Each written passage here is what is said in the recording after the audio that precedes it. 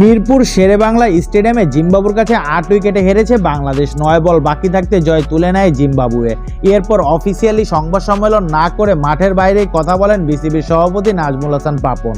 এর বাইরে আরও এক বড় ঘটনা ঘটেছে হোম অফ ক্রিকেটে অবস্থিত বিসিবির অফিস বিল্ডিংয়ে। সভাপতির কক্ষে বোর্ডের উঁচু পর্যায়ের এক নীতি নির্ধারণী বৈঠকে বসেছিলেন বোর্ডের 10 কর্তা। সেই অনির্ধারিত বৈঠকে উপস্থিত ছিলেন বিসিবির প্রধান নাজমুল হাসান পাপন, সিইও নিজামুদ্দিন চৌধুরী সুজন, সিনিয়র পরিচালক জালাল ইউনুস, অন্যতম পরিচালক ইসমাইল হায়দার মল্লিক, খালেদ মাহমুদ সুজন, ইফতেখার রহমান মিঠু সহ কয়েকজন। তবে বিসিবি সভাপতি নাজমুল হাসান পাপন এবং বোর্ডের 8 থেকে 9 জন শীর্ষ পরিচালক বৈঠকে বসেছিলেন একজন সিনিয়র ক্রিকেটারকে নিয়ে। কিন্তু কে তিনি? আর সেই ক্রিকেটার হলেন মাহমুদুল্লাহ রিয়াদ।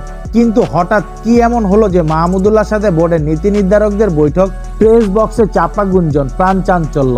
এরই মধ্যে খবর ছড়িয়ে পড়লো যে নাজমুল হোসেন শান্তর ব্যাটিং ফর্ম ভালো যাচ্ছে না। বিসিবি সভাপতি পাপনও শান্তর ব্যাটিং নিয়ে খুবই অতৃপ্ত। তাই হয়তো শান্তর বদলে মাহমুদুল্লাহকে বিশ্বকাপের অধিনায়ক করার কথা ভাবছে বিসিবি। সেজন্য রিয়াদকে ম্যাচ শেষে প্রেসিডেন্ট রুমে ডেকে নিয়ে একান্তে বসা। জানা গেল ব্যাপারটা তা নয়। শান্তর ব্যাটিং ফর্ম নিয়ে যে কথা হয়নি তাও না, তবে অধিনায়ক রদবদলের কথা আলোচনা হয়নি। নাম প্রকাশে অনিচ্ছুক 2 জন শীর্ষ পরিচালক জাগো নিউজকে জানিয়েছে, না এই সময় এসে হঠাৎ অধিনায়ক পদে পরিবর্তন করা হবে কেন?